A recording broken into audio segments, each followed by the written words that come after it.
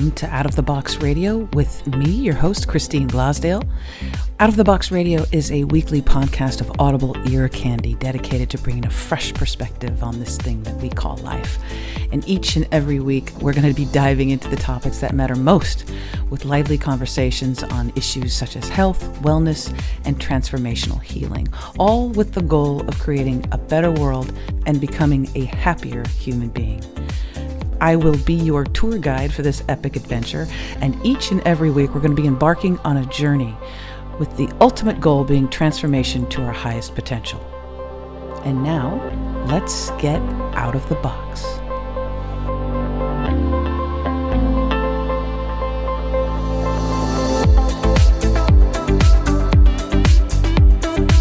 Hello, everyone, and welcome back to Out of the Box with Christine. I am your host, Christine Blasdale, and I am so stoked that you were with me today because this program is truly one of my favorite subjects. My guest is Mr. John Barbour, and at 15, he was a Canadian ninth grade dropout. At 46, he changed the face of American television as the creator, producer, principal writer, and co-host of Real People, TV's first reality TV show. Known as the Godfather of Reality TV from 1979 to 1981, this number one show for NBC often garnered a 50 share, which in TV talk is the most of any show in TV history. By 1970, he was the original host of AM Los Angeles, where he won his first of 5 Emmys, interviewing guests like Muhammad Ali, Cesar Chavez, and Ronald Reagan. His most highly rated and acclaimed morning show after booking New Orleans District Attorney Jim Garrison to talk about his investigation into the murder of President John F. Kennedy. I want to welcome to the show a dear friend of mine and someone who you are going to fall madly in love with after you hear this program, Mr. John Barbour. John, welcome to Out of the Box with Christine. Oh, Christine, thank you so much. I'm really, really delighted to be here, and I can't thank you enough for having me once again, because when I was here a year ago, you helped to make the American media in the second assassination of President John F. Kennedy one of the most successful films on the internet, so thank you indeed. Well, it's an incredible film. It's an incredible legacy from you. The work that you've done is just amazing. And you have a brand new book out. We're going to talk a bit about your book and, of course, the Garrison tapes and John F. Kennedy, the assassination. But the title of this book is just hilarious. And your subtitle here is even better. Your Mother's Not a Virgin. The bumpy life and times of the Canadian dropout who changed the face of American TV. Written by John Barbour. Your Mother's Not a Virgin. There's a story behind that title, isn't there? Yes, and I must tell you, I have hundreds of people telling me that they're going to buy the book just because of the title. They said it's the best title of a book ever written. It's so captivating. But again, like all the wonderful things in my life, Christine, everything wonderful that happened to me happened by accident. And all the disasters were those things that were really well planned. And it was well planned that I was going to get Jim Garrison on my morning show. I originated the AM show here in Los Angeles on KBC in 1970. In 1967, Jim Garrison arrested Clay Shaw, and he said publicly, "We have solved the crime. Our president was murdered by the Central Intelligence Agency, and we will get convictions when we get to trial." But he never got to trial for a couple of years because the government kept getting in his way, as did the media. And as a street kid, I used to tell my friends, if the man has nothing, why don't they get out of his way and just let him fall on his face? In any event, he lost the trial. He took Clay Shaw to trial on January 29, 1969, the birth date of my son, serendipity. And it was over with. I paid little attention to the murder of John Kennedy. I was a stand-up comic who lucked out in getting that morning show. But one day I'm in Edmund's bookstore on Hollywood Boulevard, and I see this book called Heritage of Stone. And underneath is the author, Jim Garrison. I think, is that DA in New Orleans? So, Christine, I picked a book up, and for 3 hours I stood in the middle of the store reading the book. there was material about the trial that nobody ever heard about. First off was that he had to sue Time Life to get the Zapruder film to show the jury. And Time Life didn't want to release it, and finally the Supreme Court said you have to release it. Then there was a doctor named Fink, the only forensic pathologist at Bethesda, who was supposed to participate in the autopsy. He was called by the defense lawyer, Diamond, for Clay Shaw to say that the bullet struck in the back of the head. But under cross-examination, he said he doesn't know where the bullet struck because generals and admirals were preventing anyone from performing an autopsy. And then Garrison's staff is saying, you mean there was no autopsy? What about the x-rays and the films? And Fink says we were not allowed to even look at the x-rays and the films. So if you go to the 26 volumes of the War Report, you will not find one x-ray. You will not find one film. What you have are cartoon drawings of the bullet going through the head. Wow. It looks like Mad Magazine published the Warren Report. So anyway, I was so moved. The next day I get up 6 o'clock in the morning. We went on live at 7. Called him in New Orleans. I got the DA's office, and this bass baritone voice answered and said, hello. And I said, could I speak to Mr. Garrison, please? And he said, this is Mr. Garrison. And I said, Mr. Garrison, my name is John Barbour, and I host the morning show here in L.A. It's the most successful show in Los Angeles. We beat out the Today Show. I just won an Emmy. I said my first Emmy because I figured I'm going to win some more. And I said, I just read Heritage of Stone. And he giggled, and he said, oh, John, you must be the other one. I only sold 2 copies. Well, you've got to love somebody like that who, under that pressure, has a kind of sense of humor. And he says to me, you'll never get away with it. Have you ever seen me on network television? I said, well, only the times that you sued NBC because they deliberately slandered you in an hour documentary. And we might talk about that later. I mean, NBC should have lost their license, and Walter Sheridan, the producer, should have been in prison. But we'll get to that a little bit later. So I said to him, you must come on the show. We'll talk for a half an hour. I'll open the phones up. We're the first show in town to open phones to people. Wow. And we'll chat because everybody wants to talk to you. So he reluctantly agreed.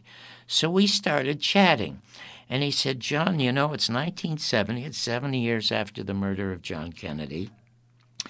And you know that the Harris polls show that 81%, that's pretty high, of all Americans do not believe the Warren Report or that Oswald either did it alone or did it at all.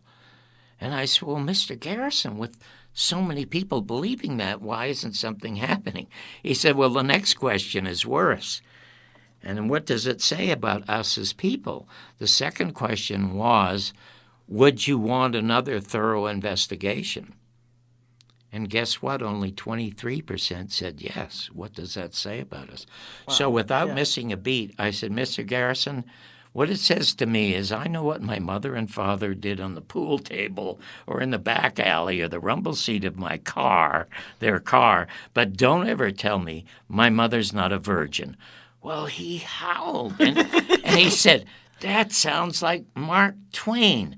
Mark Twain said, it's easier to fool people than to convince them that they have been fooled.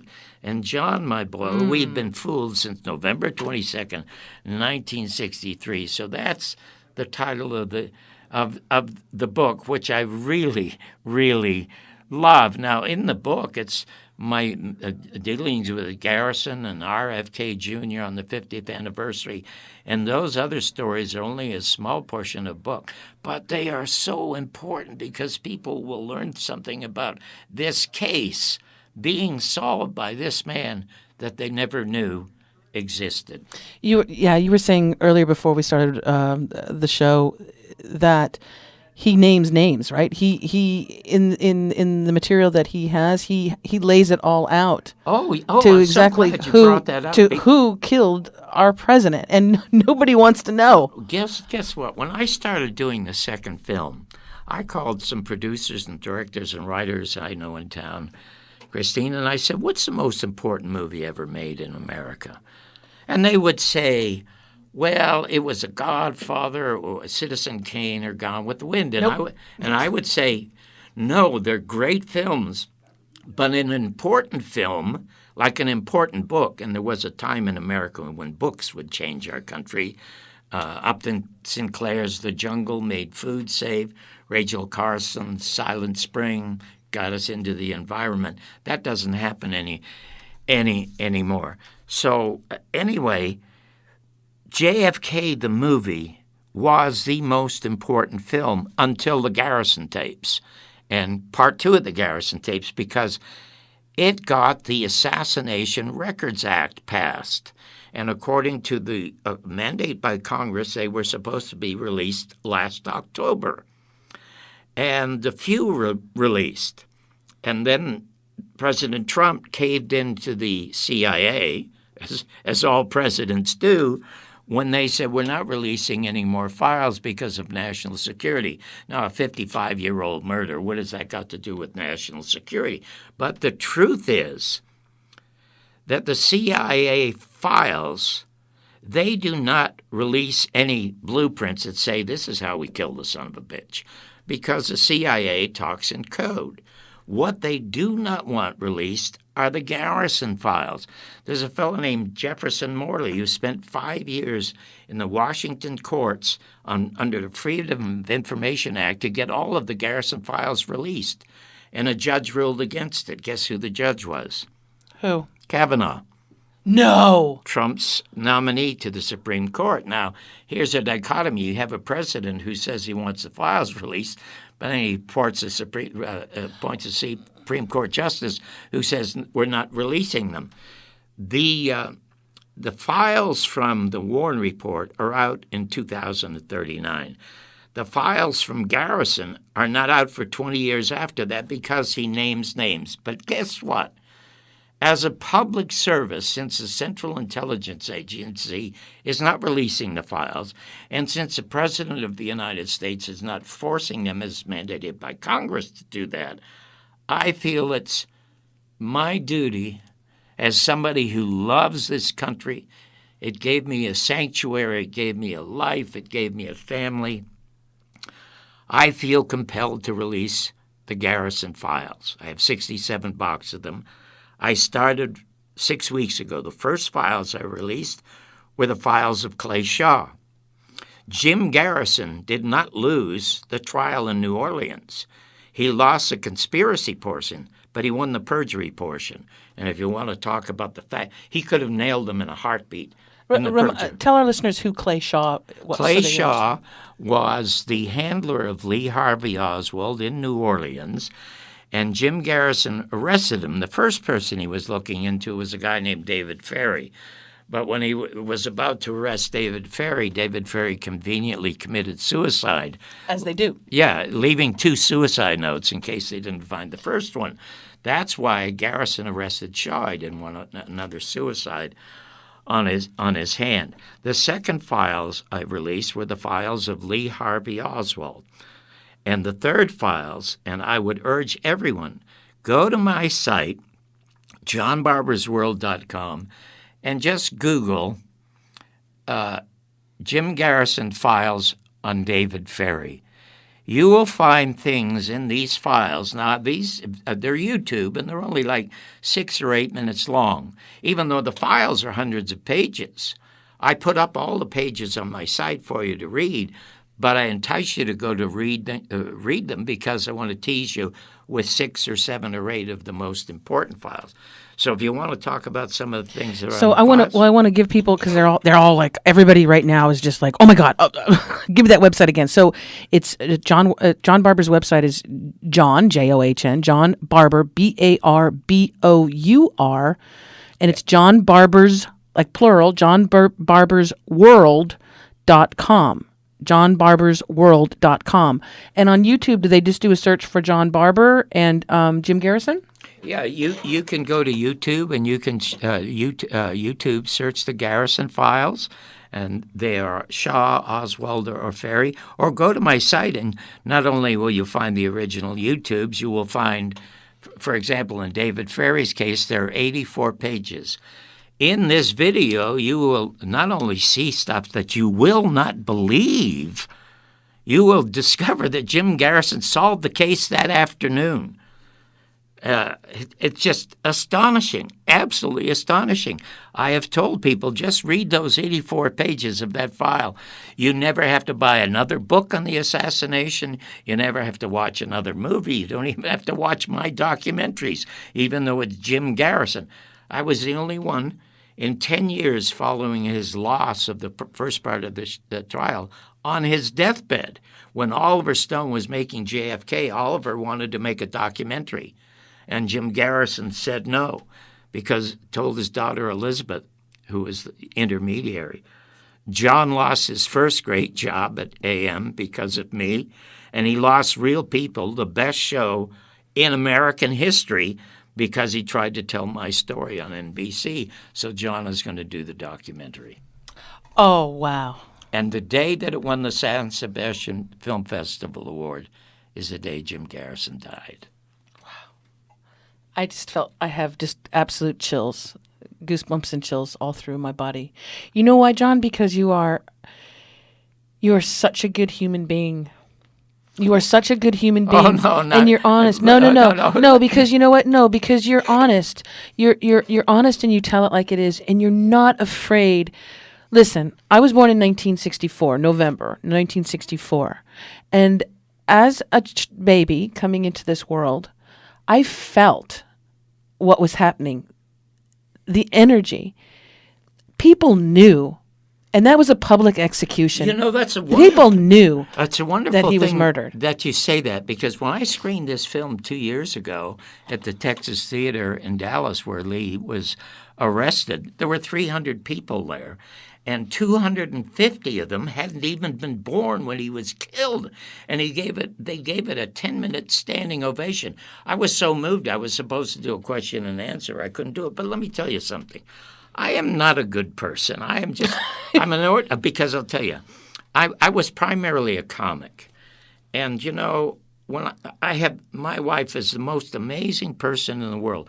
She's the only person in the world I know who does not envy a soul, doesn't say a negative word about anyone, and I wake up every morning surprised she's still there.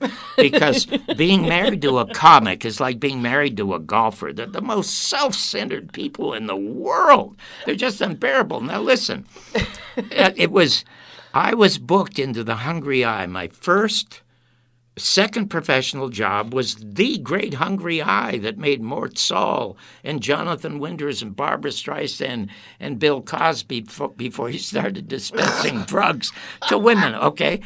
And I was such a success doing topical humor about the Kennedys, they booked me in the fourth week in November. Now, here I'm about to become a huge star. I'm going to go back in there and be a smash. Now, it's Friday, November 22nd. I know exactly where I am, even though George Bush couldn't remember that he was in Dallas. Uh-huh. And I was writing jokes. And all of a sudden, around noon, it comes over the news that the president had been shot. I did not think I lost the president. I was like Von Meter. Do you remember Von Meter? He did the greatest, most successful comedy album ever. It's called The First Family. As a matter of fact, where he does imitations of all the Kennedys. Mm-hmm. Sold 5 million in 10 days. And even in a movie, President Kennedy's talking about it. I mean, he was so charming, John Kennedy. And I did not think I lost the president. I thought, like Von Meter, I lost my act. And so I'm not a good person in that respect, and I'm not a conspiracy theorist.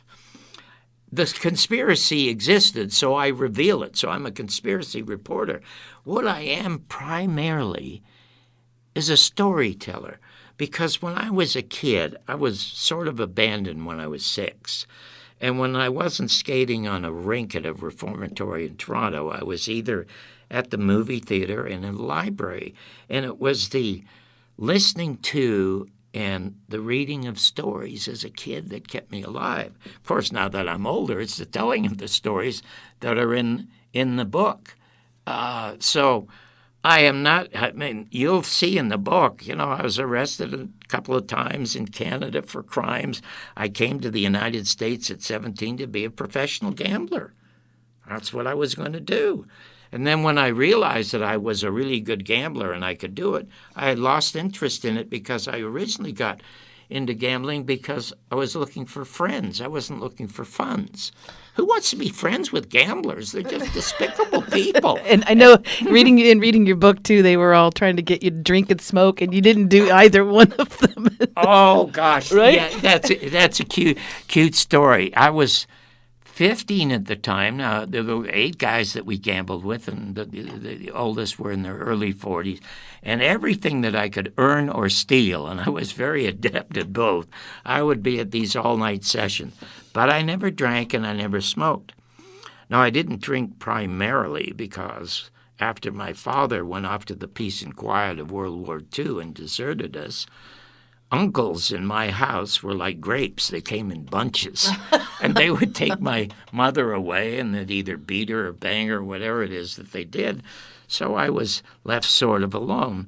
That's why I really didn't drink. And, of course, I wanted to be able to smoke because I loved Jimmy Gagne and Humphrey Bogart and all these stars. And they started teasing me about the fact they tried to get me to smoke or they tried to get me to drink, and I'm only 15. And then they accused me of being some religious nut because I'm not smoking and drinking. And I said, no, it has nothing to do with that. Well, why aren't you doing that? I said, okay, I'll tell you. I love the story. I was working in a small confectionery store, and I stole a carton of cigarettes because I wanted to learn how to smoke. So I lit the first one, and the smoke was burning my eyes. I'm a kid. I said, my God, this is terrible. Why would anybody do this? And I tried to hide the evidence, but I didn't know what to do with it. So I smoked it all, and I puked all afternoon. You smoked all of them? I smoked every single one of them, and I was green and I was sick. And then I said a few months later, because everybody I knew drank beer. I mean, my mother and the uncles. It's a very American thing to do. Yeah, well, it was also a very Canadian thing to do. That's right. And Canadians make much better beer than Americans, from what I understand. So I told these guys another time I wanted to sample the taste of beer. Why is it that people like this taste? So I stole a carton of beer, and I took a couple of sips, and I spit it out. It was just god-awful. How can anybody drink this stuff? But I drank it all because I didn't know what else to do, and I got sick again and stopped. And then I said at one point, then a few months after that, I stole a dozen condoms. And I have 2 left. Well, every time I got in there, they howled. Every time I got in there to sit down and start gambling, they'd say, hey, kid, how many condoms do you have left? So, still 10. Okay, so. That's hilarious. There's so many amazing stories in this book. It's Your Mother's Not a Virgin, the bumpy life and times of the Canadian dropout who changed the face of American TV by my dear friend John Barbour. I almost called you Dr. John Barbour. Oh, that's funny. Isn't that funny? Yeah. I don't even know where that came from.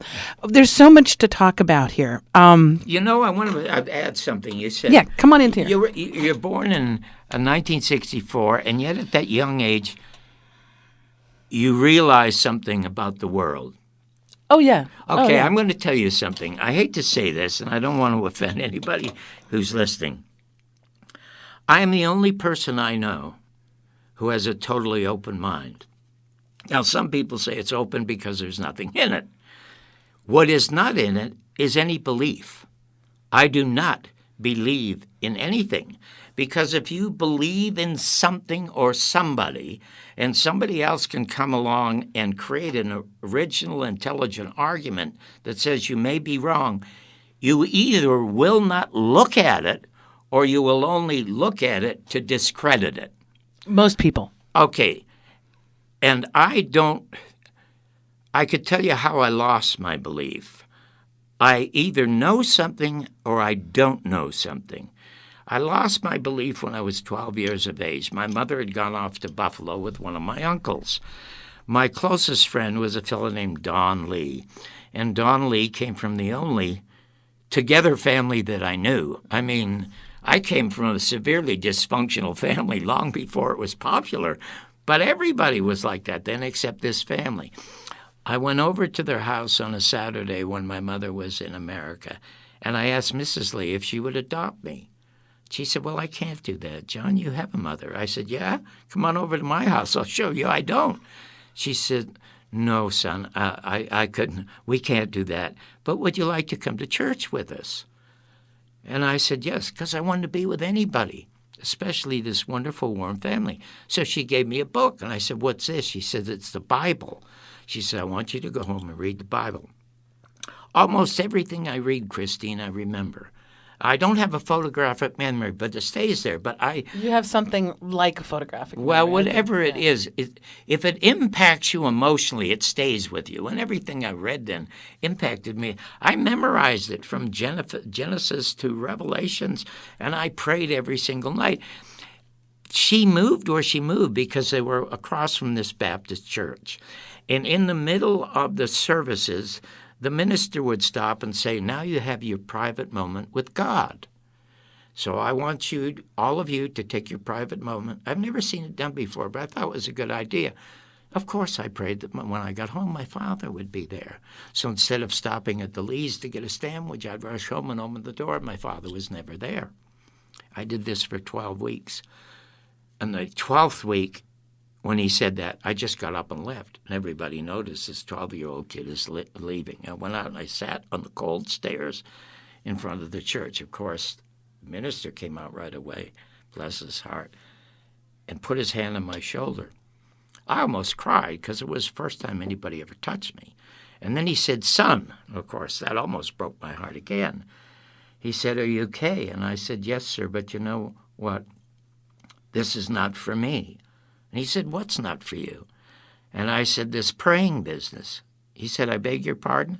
I said, you know, you tell us we're in the house of the Lord where God can hear us when we pray.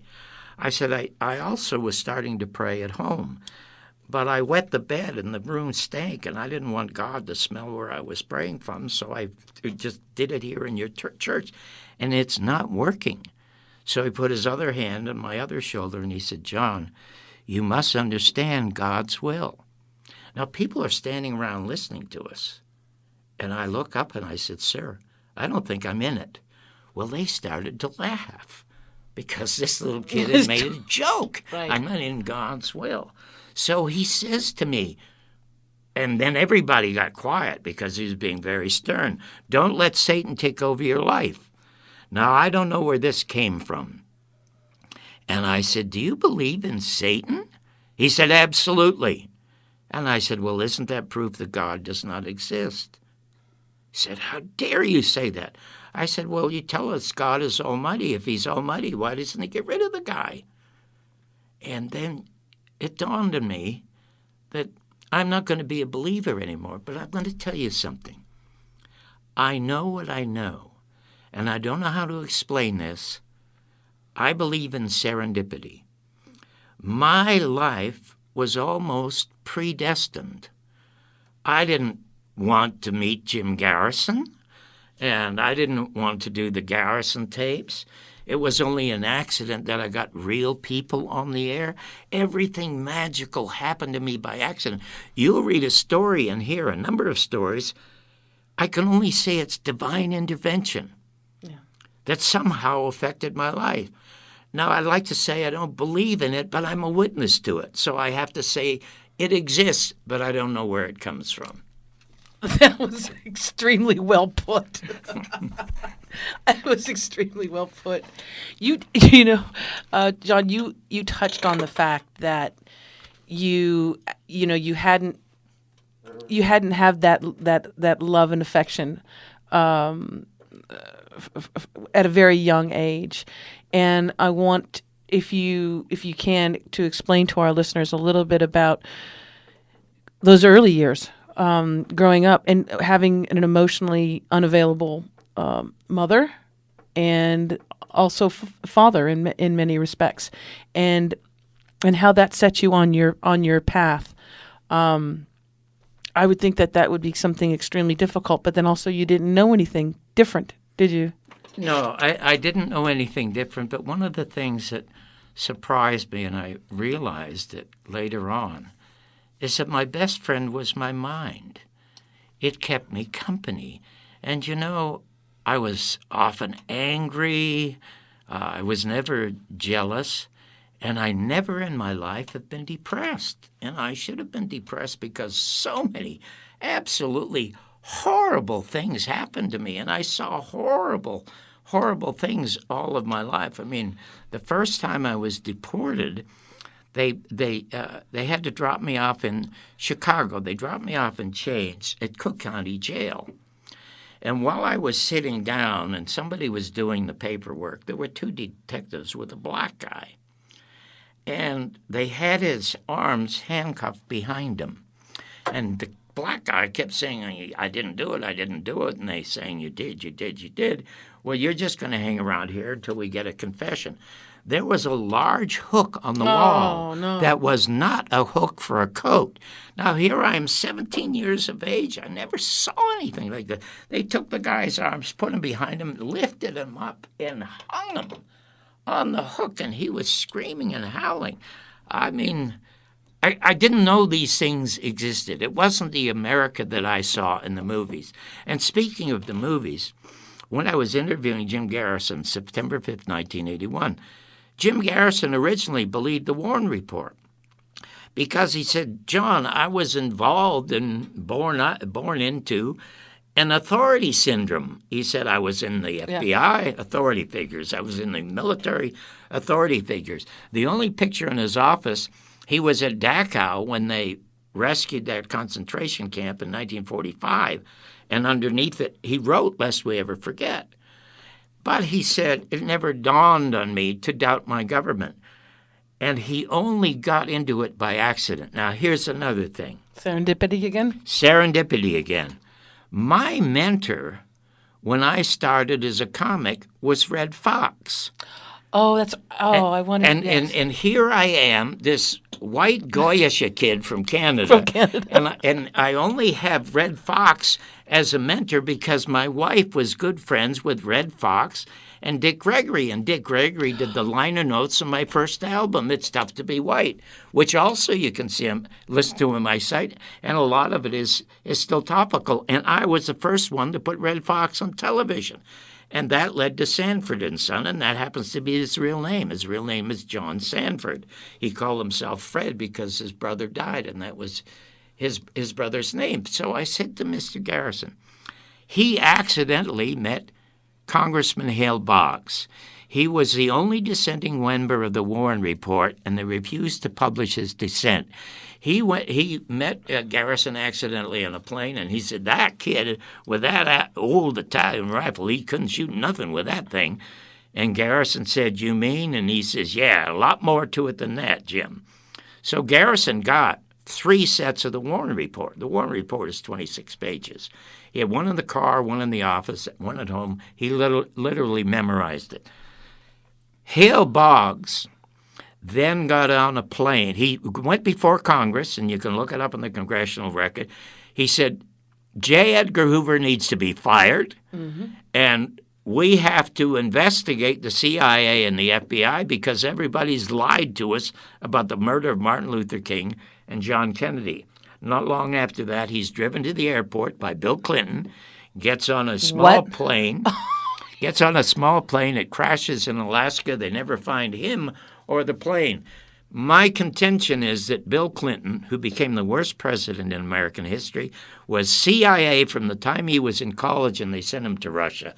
How else could this guy and his wife survive the disasters and the deaths that surround them unless they're shielded by the Praetorian Guard of the Central Intelligence Agency? Wow. And when I asked Mr. Garrison, finally, Mr. Garrison, sometimes people say things to you, Christine, that they're unrelated to fact. For example, he showed me the death certificate. You can't find it in the Warren Report signed by... Of Kennedy? Of Kennedy. He showed me the death certificate signed around 1 p.m. by Dr. McClellan, gunshot wound to the right temple. You can't find it in the Warren Report. And I said to Mr. Garrison, whatever made... And Red Fox said when he heard I was interested in Garrison, this is what Red Fox said about Jim Garrison. Heroes ain't born, they're cornered. Oh. Well, he was cornered by learning the truth, and that's what happened. That's what happened. And so I said to him, whatever made you think you could take on the federal government? He said, John, I guess as a kid I saw one too many Frank Capra movies. Well, that was me in Canada, 6 years of age, looking at Jimmy Stewart and these great Frank Capra movies. And Jim Garrison's story is the most important American story in history, except for the Revolution. It's Jim Garrison's story, and it's a sad Frank Capra story, except that the truth will live on. Did you see the movie Viva Zapata? No. Oh, you must watch it. It's a brilliant film starring Marlon Brando. Of course, he plays Zapata, and it's Elia Kazan directed it, did a fantastic job. Well, of course, Zapata is lied to and cornered by the government, and they fill him full of 100 bullet holes. But what goes on is his white horse traveling through the mountains, as though the truth of Zapata's struggle will live on.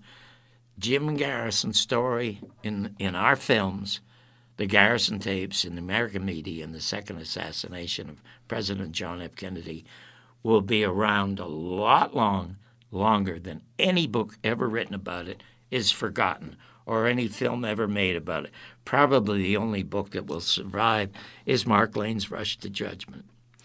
I was going to ask you, do you think that there's ever the possibility of there being a feature film on Jim Garrison? No.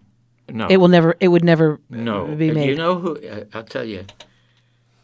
Because that would be a powerful film. I'd always thought if I had enough money and made enough money, I would start a scholarship at Tulane University, where he went, a law scholarship in the name of Jim Garrison. Then I suddenly realized that most of the congressmen and senators are lawyers, so I don't want to create another lawyer. So what I would do is I would make a documentary about the second greatest American artist and political activist ever in this country, and that's Paul Robeson. And for our listeners who don't know who Paul Robeson is, first of all, please do look him up. What an amazing human being. And talent. And extremely talented. Go to TCM and see if you can find the original Showboat. He's the first one to sing Old Man River. It will make you cry. But long before the NAACP, he was fighting for equality. And by himself. And, of course, he's eventually murdered by the FBI. Was he murdered by the FBI? He was poisoned by the FBI. There seems to be quite a few luminaries. I don't want to say luminaries. There's quite a few very beautiful, brave spirits that come through this world and meet an untimely death, either suicide with air quotes, or a crazy lone gunman. Look at JFK, Robert Kennedy, Malcolm X, Martin Luther King Jr. I know we're coming up onto the 3-year anniversary of Prince as well, yes. and that stinks to high heaven. His death. Well, look at Kurt Cobain, a friend of mine named John Potash. You should have him on your show sometime. He wrote Drugs as Weapons Against Us, and how it killed 24 very, very famous musicians in this country. And they probably did in John Lennon. They probably did in John Kennedy Jr. Oh, I as soon as with John Kennedy Jr. when I knew he was running. And he was running against, I think it was Hillary. It would have been, yes. Right? For New York? In New York. I knew as soon as I heard that story. His days were numbered. No, it was soon as I heard that the plane went down and blah, blah, blah, blah, I said that he was taken out. I have a lot of people. We had the screening recently and only at a huge JFK conference of the movie.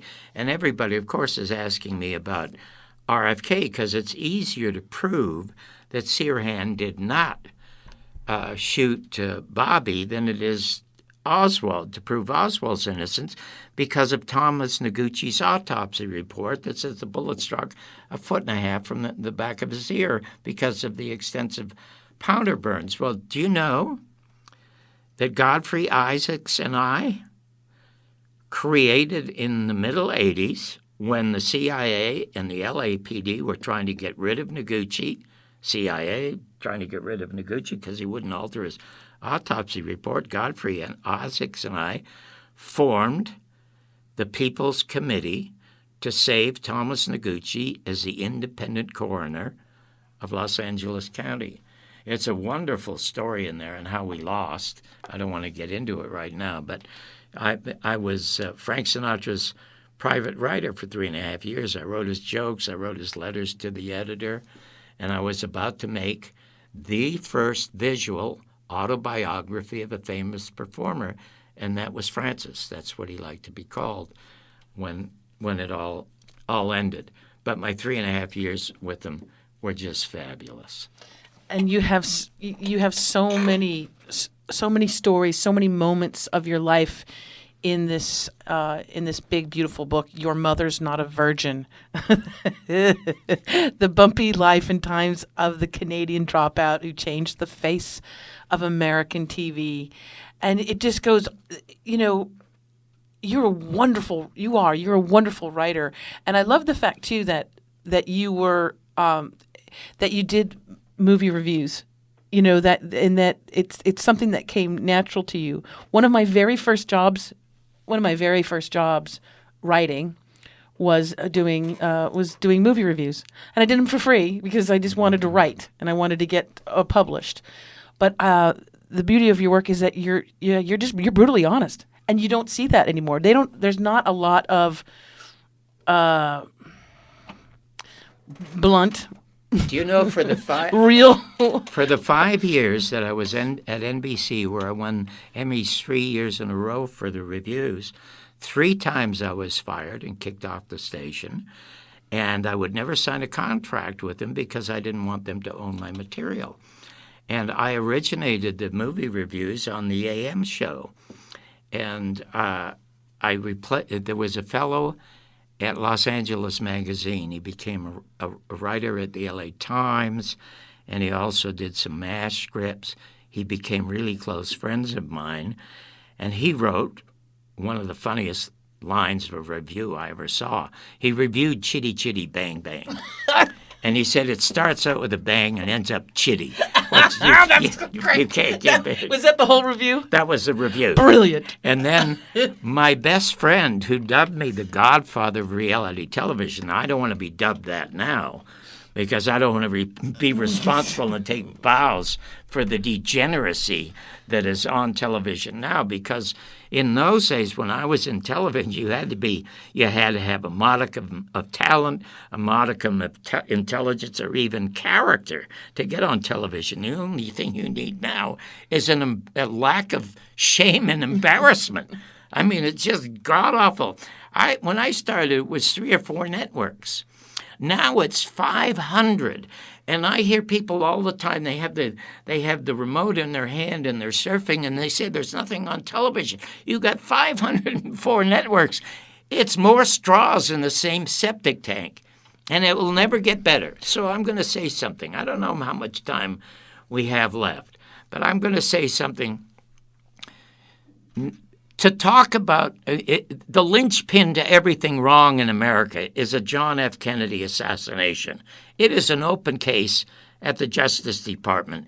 The only person who could possibly get it open is Robert Kennedy Jr., and he probably hasn't the courage of his father or his uncle to do that, because we are a nation of sheep, and we're a celebrity-soaked culture. I mean, if Oliver Stone wanted to go there, we would follow him, or maybe Jesse Ventura, but they're not going to do that, okay? Because talking about opening that case terrifies people. But President Donald Trump, who keeps railing about fake news, could make America great again by doing just one thing. One of the things that made Bill Clinton the worst president in American history, aside from signing NAFTA and repealing Glass-Steagall, was signing the Communications Act in the 90s that turned 95% of our media over to 6 corporations. These corporations are clearly monopolies. Now, a lot of you might remember in the 60s and 70s, AT&T was dismembered by the Supreme Court. And being in show business, we all know that the same thing happened to the movie studios. They had to get rid of theaters. All Trump has to do, he doesn't need a gun. He just needs his pen, as George Bush did to create this fake war in Iraq.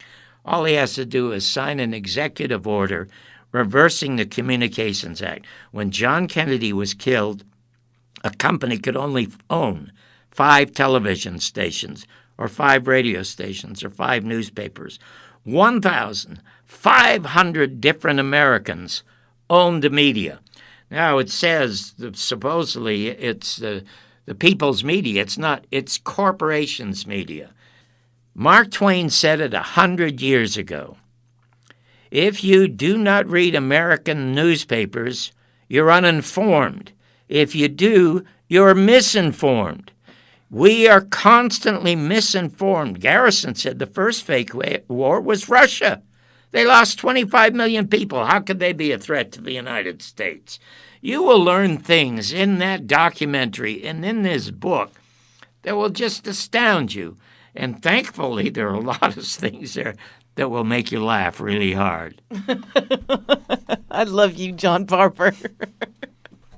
I'm wondering, in your correspondence in dealing with Jim Garrison, did he ever tell you or confide in you about, was he ever threatened personally by the powers that be, so to speak? Yes, he was. He was surrounded by bodyguards constantly. They tried to set him up in sexual entrapments constantly because, like John Kennedy, he was a womanizer. But that's got nothing to do with how he did his job. But then he was offered, and it's in the film, he tells a story, he was offered a federal judgeship if he would stop the investigation. Oh, it's the same game. It's the same game. It's the same game. You get promoted if you shut up or if you play along with them. Are you familiar with William Pepper? I've had William Pepper on my show twice. He wrote a wonderful book called The Plot to Kill the King. And I said to him, as a matter of fact, I had him and Paul Schrade on last year after they argued before. Yes. About getting, they had proof that obviously Sirhan did not do that. Sirhan fired blanks, actually. Well, and the reason he fired blanks, the real assassins, there were 2 of them behind Bobby, because if he'd fired real bullets, he might have killed the assassins. Right. He fired blanks. Right. Well, and then there's. And then when they lost, they tried to get him parole. The head of the parole board said it will never happen because Sirhan is now a political prisoner. And that's a quote from William Pepper and a quote from them. William Pepper also, so William Pepper was the attorney who represented Sirhan, correct? Yes. Or he came on. He also represented Coretta King. He also represented the King family. They won a lawsuit. Yes, they did. It was a civil case. It was a civil case. Proving that the government murdered Martin Luther King. And all yet, Coretta was asking for was just enough money to bury her husband. And this was not front page news. This was not covered on those 24-hour news outlets. This was not even a blip on the radar. What about plausible denial? Now, a brilliant book by Mark Lane. And the reason I bring this up is twofold. An outfit created by the CIA to change foreign policy, to turn us into a country of perpetual warfare. You have had 2 fake Lee Harvey Oswald trials. Why would you have a trial of somebody who's proven innocent on November 22nd? By witnesses, and he failed the paraffin test. Then again, when Garrison arrested Shaw in 1967, he cleared Lee Harvey Oswald of any complicity. The last Oswald trial at a university in Texas had a hung jury. That means some people think, well, maybe he did it. Why not a real trial? And that real trial occurred in Florida. Spotlight magazine and a fellow named Victor Marchetti, a CIA renegade, said that Howard Hunt was a bagman who delivered the money to the shooters in Dallas. So Hunt sued, won $650,000. Spotlight hired Mark Lane. Mark Lane not only got a reversal, but the jury foreman said the saddest thing in my life was to agree with Mark Lane that the federal government not only murdered the president and then covered it up, but that E. Howard Hunt was a major player in it. That is a play that could be on Broadway. I remember in the 60s when the news of the assassination was still hot, people were protesting Vietnam, and there was a little bit of democracy. People were voting with their feet and bodies by marching to Chicago in 1968. That's what ended the war. There was a lady named Garson who wrote this wonderful adaptation of Macbeth, and she called it MacBird. And it was never covered by the media, but it was a brilliant play about JFK murdering John Kennedy. There's a lot of talent out there, but they're shying away from doing anything meaningful because it's a career-ending enterprise for them. The bad guys have won. What do we do? What you do is you keep yourself informed. The truth will not set you free. It will just replace the ignorance that you have. The only thing that will set you free is action. And the little action that I took at the end of the film in September of '81, when I interviewed Garrison, he gave me a long list of people who were alive who should be arrested. And when I ended my film by putting together a wanted poster of the 10 people alive who should still be arrested or interrogated if they open the case. And I delivered it to the Justice Department. That's all the action I could take. I was not a star anymore, so nobody's going to follow me. Nobody ever reported it, never got any attention. Well, now that list is down to 9 because George Bush Sr. died. And the sad thing about his death is that it was natural. And he was not held accountable to the war crimes. No. Or the crimes against humanity. Not at all. But you know what? It's even like James Doolittle in the Second World War when they were firebombing Japan and Tokyo. He said, we better win this war, otherwise we're going to be the dock as war criminals. James Doolittle said that, a real American hero. I think the next generation of history books, it would be wonderful to have people like you, John Barbour, write them, or at least add your notes to them. History it belongs to the victors, right? I mean, as far as the retelling of the story, because yes, if who was it that said treason will never triumph? Because if it does, none dare call it treason. Treason triumphed on November 22nd, 1963. And it's never going to reverse itself because it's not just a few people who were involved. It's literally thousands. Look at the congressmen and the senators and the bankers who all profited by the fake Vietnam War, by the fake Iraq War. Do you know that during the Second World War under Truman, a dozen CEOs were sent to prison for dealing with the enemy? There hasn't been a trial like that in America since then. And look at all of the people that you could send to prison from Halliburton and a bunch of these corporations for dealing with the enemy. They deal with the enemy. And this business of Iran being an enemy is just an absolute and total farce. Hear, hear. I agree. Oh, my gosh, I wish I had a applause track for you. That's funny. John, That's funny. We're out of time, but I could talk to you forever and ever about your life and about the truth of our most recent history and those that have been taken from us. And like I said, I am so proud to call you my friend, and I am so happy. Can I have you back on the show again sometime? I would love to come back on, and I can recommend a couple of people like John Potash to talk about drugs as weapons against. I know some brilliant, brilliant people. Oh, I'll pick your brain. Don't you worry. Who do magnificent work. And I hate to say this because it sounds religious, but God bless you. Oh, John. God bless you. John Barbour has been my guest this hour, and he is the phenomenal author of the brand new book, Your Mother's Not a Virgin, The Bumpy Life and Times of the Canadian Dropout Who Changed the Face of American TV. There's in-depth conversations in here as well about Jim Garrison. I really encourage you to get the book and also check out, if you can, the documentary, the film, the Second Assassination. It's called The American Media and the Second Assassination of President John F. Kennedy on Amazon, YouTube, Google. It's Vimeo and iTunes. Okay, so please check it out. And is there a link and information at your website as well for that? If you go to johnbarbersworld.com, you can see the first documentary for nothing. You can also see the second best documentary ever made about a performer. It's called Ernie Kovac's Television's Original Genius. Me on The Tonight Show with Sinatra and on Dean Martin with Red Fox. There's a lot of great stuff there, not just heavy stuff. All right. So we're you know what I'll do is with this show, I will provide a link as well for people so they can just go directly. It's johnbarbersworld.com, and I'll have that link associated with this show.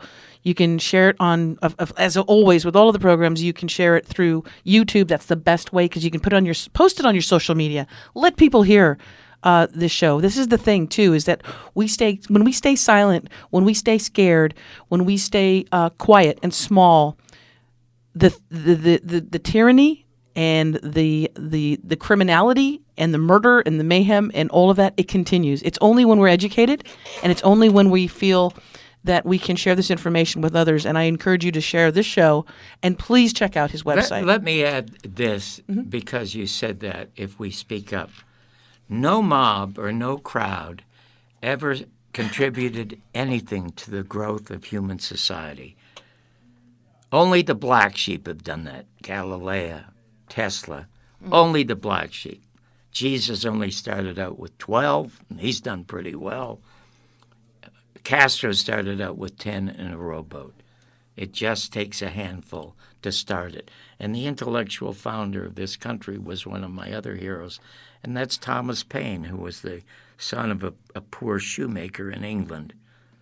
And his is a magnificent story also. They're my three heroes in this country: Garrison, Thomas Paine, and Paul Robeson. What good company they all have. I'm happy to be a black sheep. Man. Thank you so much, John. So much for joining us today. I just love talking. I love talking to you, and I loved getting this information out to you, wonderful listeners. Please remember that you can subscribe to this podcast on iTunes, iHeartRadio, Spotify, Google Play, all the regular stuff, and you can also subscribe to the YouTube channel. But please do share the show with family and friends and on your social media. It's just a blessing to know this man sitting next to me, and I'm so very grateful. And I'm grateful to you, wonderful listeners, for tuning in again today. Until next time, I want to remind you to always think outside that damn box. Until next time, bye for now. That was wonderful, Christine.